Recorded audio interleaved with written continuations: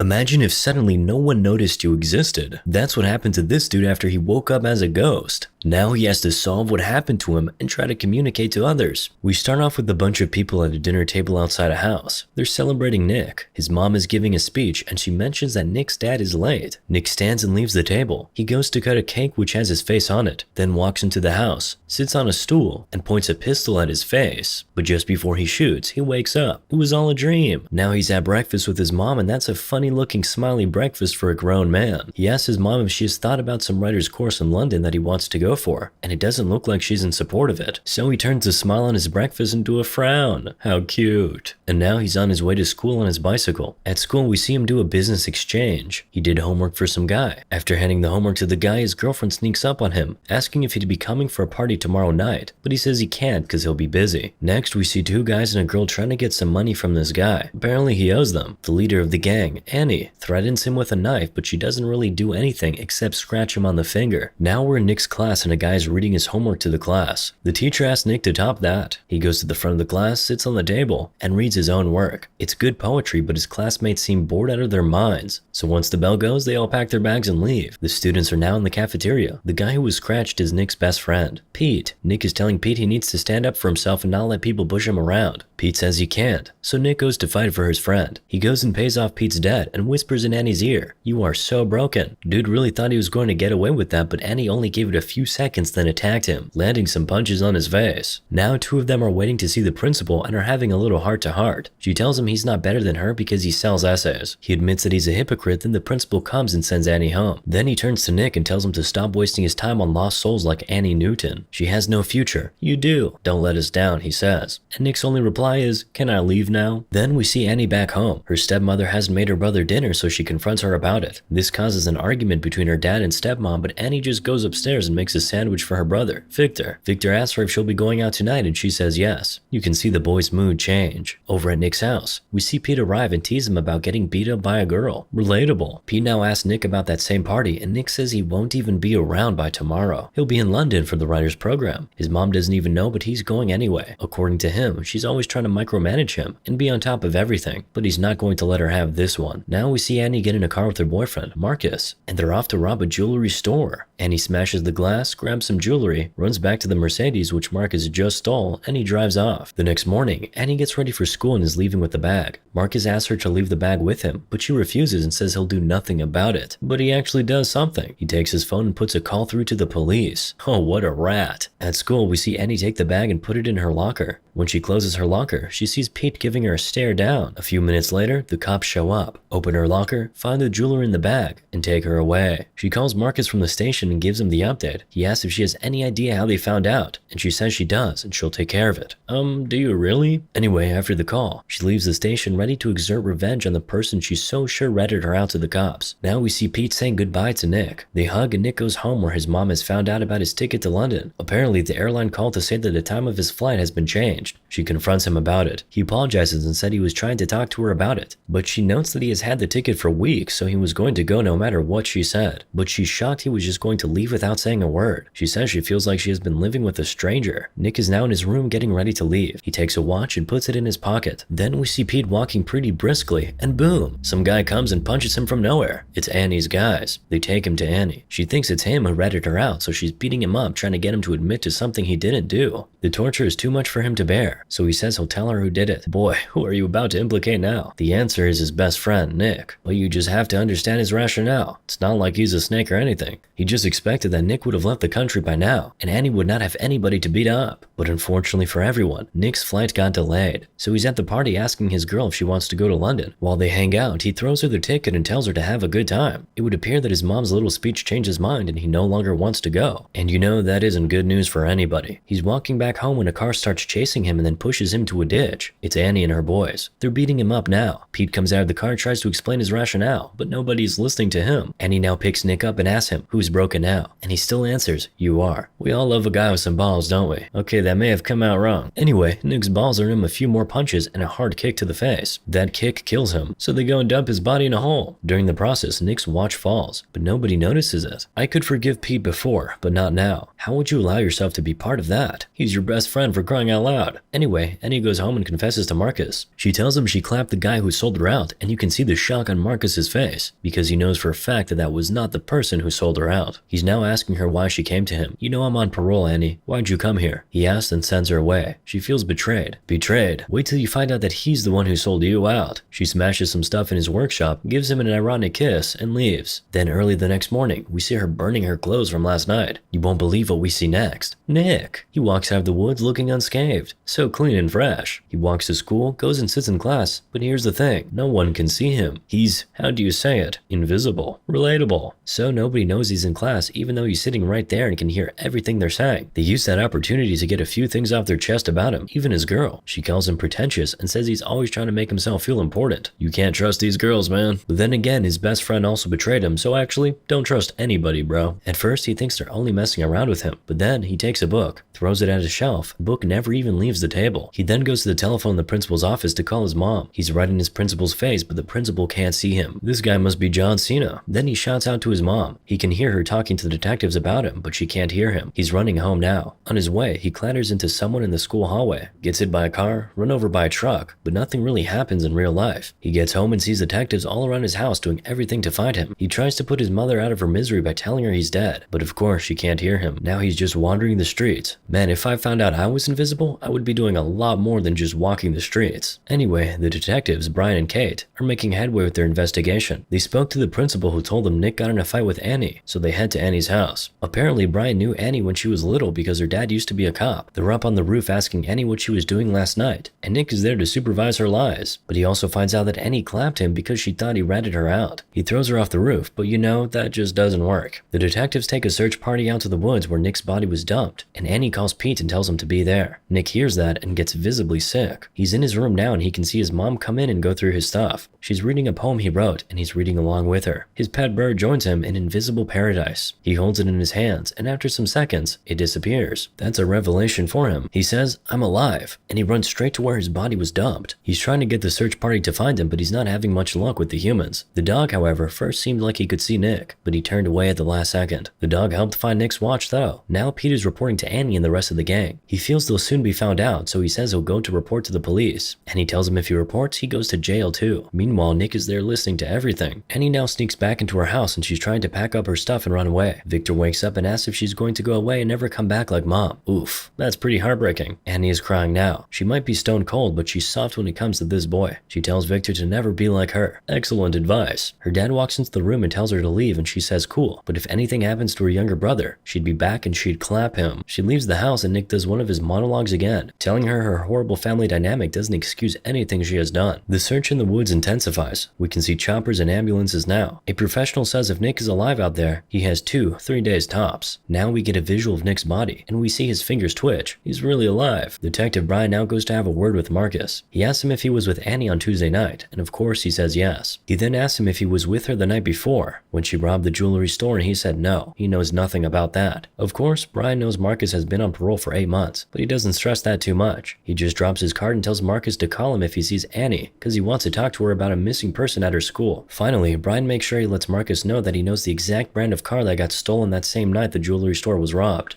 Nick is now telling his mom how he knows this won't change a thing for her, because she always has everything under control. He's shouting at her, shaking her, scattering everything on her table, even throwing a chair through the window. But of course, none of that actually happens. A few moments later, his mom breaks down and starts crying. She's really weeping and calling out Nick's name. Pete is taking a walk under the rain when Marcus comes from nowhere, grabs him, and points a gun at his chest. Marcus tells Pete that he's being followed by the police, and he actually is. He takes him into the woods and Pete points to him where the body was dumped. The next day, Marcus tries to trick Annie to come to a location station so he can clap her, but she suspects something, so she calls Pete and tells him to go instead. Pete goes and is followed by Detective Kate, after Nick did his best to get her to wake up and look. Pete is now at the bridge with the two guys while Annie is watching from a distance, but then Marcus comes from behind her and points a gun at her back. He takes her to the bridge where the rest of the guys are and tells Pete to go home. He runs home. You can see how thankful he was that he was asked to go. Marcus says they have to move quickly because there's a tail on Pete, and he's right, but it's too late now. The cops are already here. Annie then grabs the shotgun from Marcus and is pointing it at the cops, but they're surrounded now. But Annie is one hell of a survivor. She manages to climb out and escape. Peter Parker would be extremely proud. While she's running away, Nick screams, "They'll catch you, Annie," and it seems like she heard him, because she turns around and yells something. So Nick goes, "She heard me." She goes to a club and sells a ring which belonged to Marcus to some guy. After he pays her, she decides to stay back and do a little dancing. She takes off her hoodie and beanie, and is now doing the signature white woman dance while Nick is just watching her. The next day, she goes to her mother's grave, and she says she's sorry. Then Nick starts talking about how sometimes he wishes his mom died, instead of his dad, because of how much pressure she puts on him. He now reaches out to Annie and touches her shoulder. He says he knows she can hear him, so he tells her just to tell them where his body is, but she just stands up and leaves. He follows her. She breaks into the school at night and puts some money in an envelope for Victor, and puts it in her locker. Nick is there to tell her he's dying, and he doesn't have much time left, and ironically, she's the only one who can save his life. You can tell she can hear his voice in her head, so he screams her name and she turns around, but she can't see anybody. She's miserable now. She goes to take a shower, and being a good boy, Nick makes sure not to look. Meanwhile, Nick, the one in the hole that is, opened his eyes at this point. Annie is sleeping now in the basketball court, and Nick is right beside her, running his hands through her body and calling out her name. He oversleeps and is woken up by the basketball team that comes in for practice. How are you a ghost and oversleeping? Or sleeping at all for that matter? Anyway, now we see Annie in Nick's house. She's going through his old photos and getting nostalgic. Do not tell me these two are falling in love, because even Nick is out here smiling while his body's decaying in that hole. Thankfully, Nick's mom comes in and kills whatever romance was brewing. Annie runs out of the house and straight into the woods to where they dump Nick's body. And Viola, the body isn't there. Nick is telling Annie that someone was there to move his body and he's asking her to think. She sees the substances that she found with Pete days back, and that tells her that Pete was here, so she goes after Pete at school. Pete is now telling her that Nick didn't even rat her out in the first place. He then confesses that he and Marcus moved the body, so she goes after Marcus. She ambushes him in his car, just outside a police station. Then she takes him to a precipice and tells him to go on his knees. Role reversal moment. Then she points a gun at him. Meanwhile, Pete is trying to self-delete. Nick is begging him not to do it, but Pete can't even hear a thing. But here's the beautiful thing. While Pete is in that transition zone where he's not dead yet, but not fully alive, he sees Nick. They can see and talk to each other. Nick is now asking Pete where he moved the body to at the same time Annie is asking Marcus the same question. They both answer about the same time. After they do, Pete's parents rush into his room and find him in the state he's in, and Annie just leaves Marcus and turns around to go find Nick. But not clapping him turns out to be not a very good idea, because Marcus stands up and shoots her. She doesn't die though. She has enough in her to shoot him and stand up and call Detective Bryant. She tells him where Nick is and tells him she left something for her brother in her locker, and he should make sure Victor gets it. The cops rush off to the dam where Nick's body is, but of course, Nick gets there before them. He finds his body and he's now touching himself. Oh no, not in that way. He's with his body now, but you know, he can't save himself. The dam gates open and Nick is drowning. Kate calls for the gates to be closed and now the cops are looking for Nick. Brian finds him and they all rush there. Indeed, he's alive. They rush him into the ambulance and Annie is there watching from a very far distance. She's still bleeding. She gets into her car and sort of blacks out for some time. She's woken up later in the evening by a cop who asks her to come down from the car, but she doesn't and just drives away instead. As expected, they start chasing her. At the hospital, Nick's mom is watching as the doctors try to save her son. The police finally surround Annie and they all have guns pointed at her, but she hears Nick's voice in her head saying, "I need you, Annie, I need you." And that was all the fuel she needed. She steps on the accelerator and drives through the police blockade. She gets to some place, dumps the car, and completes her journey on foot. Where does she go? The hospital, of course. Nick directs her to where his body is being operated on. She gets there and Nick's mom goes, "You have some nerve," the moment she sees her. Nick tries to play peacemaker, but you know, mama can't hear you. So Annie has to do it all on her own. She says she just has to talk to Nick, but Nick's mom lands a slap on her face. Annie then tells her that Nick is here, that she can feel him and hear him, that she knows what he wants. Of course, she doesn't believe her. So on Nick's directive, Annie tells Nick's mom about that time she was in his room reading his poems, and how he was with her then. She now asks Annie what she wants, and Annie says she just needs to see Nick. She can help him, but his mom says no. Annie hands her her gun, and says she knows she can bring him back. She finally lets her go in. Annie is now running her fingers through Nick's body. She apologizes to him and begs him not to go. smile. She takes off her necklace, which once belonged to her mom, and puts it in his hand while she joins him on the bed and snuggles with him. When she does that, the invisible Nick disappears, and the real Nick wakes up and calls Annie's name. Annie says she wanted to do one good thing, and Nick tells her she did. She saved him. Then Annie taps out. Then we see Victor playing with a toy plane, and Nick shows up and has a conversation with him. Victor says his sister died, and Nick says they should send her a message. Victor's message is simple and short. Hey Annie. So Nick writes that on the plane for him, and they fly it. Moral of the story? I don't know, but that was sad.